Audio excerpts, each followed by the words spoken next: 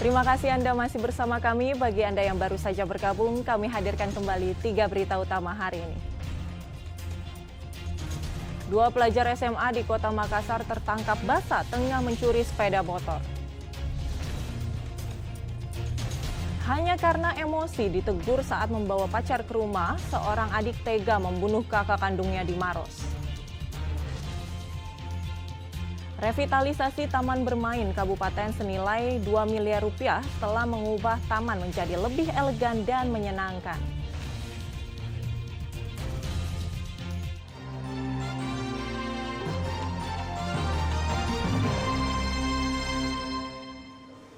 Hasil pemeriksaan Bawaslu Sulawesi Selatan dalam kasus dugaan ketidaknetralan pejabat Bupati Bone menunjukkan tidak adanya pelanggaran kampanye yang dilakukan.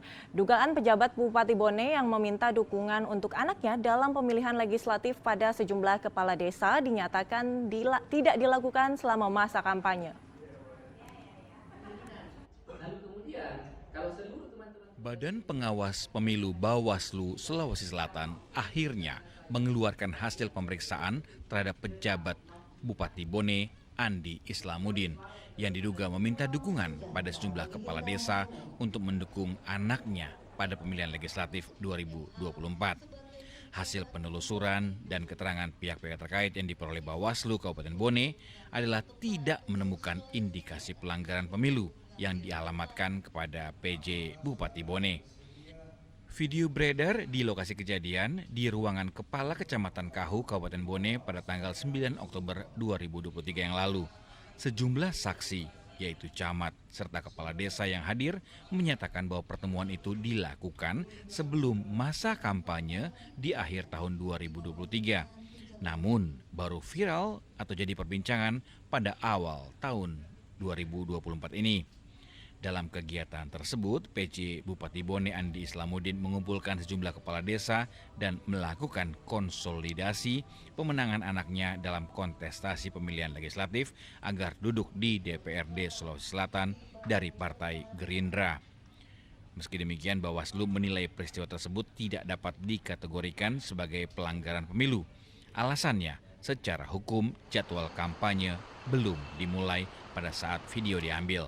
Didapatkan beberapa keterangan-keterangan dari camat setempat, yakni Camat Kahu, beserta beberapa kepala desa sudah dimintai keterangan oleh tim penelusuran Bawaslu Kabupaten Bone, dan setelah dibuatkan analisis beserta kesimpulan bahwa terduga sudah diteruskan ke pelanggarannya, telah disampaikan kepada KASN dugaan pelanggarannya. Berdasarkan peraturan KPU nomor 3 tahun 2022 tentang tahapan dan jadwal pemilu tahun 2024, kampanye pemilu dimulai pada 28 November tahun lalu hingga 10 Februari tahun ini.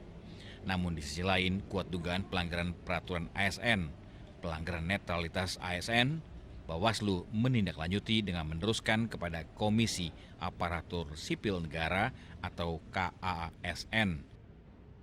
Andi Muhammad Sardi melaporkan dari Kabupaten Bone. Untuk meningkatkan ketahanan pangan, pemerintah Kabupaten Sinjai memberikan bantuan benih bawang merah ke sejumlah petani.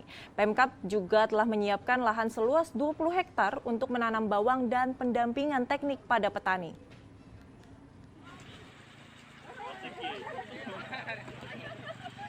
Bawang merah yang ditanam di lahan seluas 20 hektar ini adalah varietas Thailand Nganjuk atau yang dikenal dengan sebutan tajuk. Lahan pertanian bawang-bawang ini merupakan proyek Dinas Tanaman Pangan Hortikultura dan Perkebunan DTPHP Kabupaten Sinjai. Lokasinya tepat berada di Kelurahan Balakia, Kecamatan Sinjai Barat, Kabupaten Sinjai. Bawang merah ini adalah bantuan dari Kementerian Pertanian. Pengembangan bawang ini juga melibatkan 3 kelompok yang mendapatkan bantuan benih bawang merah. Diharapkan bantuan ini dapat meningkatkan pendapatan dan kesejahteraan para petani. Selain pemberian bantuan, juga diberikan pemahaman terkait tata cara budidaya bawang merah kepada para petani. Tujuannya agar bawang merah juga ditanam bisa bertahan, tidak busuk, dan juga cara meningkatkan produksi bawang merah dengan lebih intensif. Sekarang kalau sampai salah ada tiga kelompok tani, semuanya dikasih. Kalau biasanya dalam 10 hektar itu berapa ton hasilnya? Ya, biasanya normalnya itu 1:10. Jadi kalau kita tanam satu siun, itu biasanya sampai 10 dia punya. Untuk produksi bawang merah ditargetkan petani mampu mendapatkan 10 ton bawang merah per hektar dengan masa tanam hingga 70 hari. Andi Muhammad Sardi melaporkan dari Kabupaten Sinjai. Taman bermain di Kabupaten Pangkep kini berubah wajah. Pemkab melakukan revitalisasi taman yang menelan biaya hingga 2 miliar rupiah dengan membuat air mancur warna-warni dan lampu hias. Taman bermain menjadi simbol baru Kabupaten Pangkep dengan tampilan yang elegan. Inilah wajah baru Taman Bermain yang terletak di Jalan Poros Jalan Trans Sulawesi yang ada di Kabupaten Pangkep, Rabu sore. Wajah baru taman tematik ini tertata dengan rapi. Terdapat juga air mancur warna-warni di bagian tengah taman hingga menambah kesejukan. Tidak hanya itu, terdapat juga sebuah jembatan layang yang dihiasi lampu yang juga berwarna-warni yang sangat cocok bagi pengunjung untuk bersuah foto bersama kerabat atau saudara. Pengunjung sangat menikmati pemandangan di area Taman Bambu Runcing. Apalagi letak taman tepat berada di tepian Sungai Pangkajene hingga menambah suasana kesejukan jika berkumpul bersama kerabat atau teman pada saat sore hari. Taman ini pun secara resmi dibuka oleh Bupati Pangkep.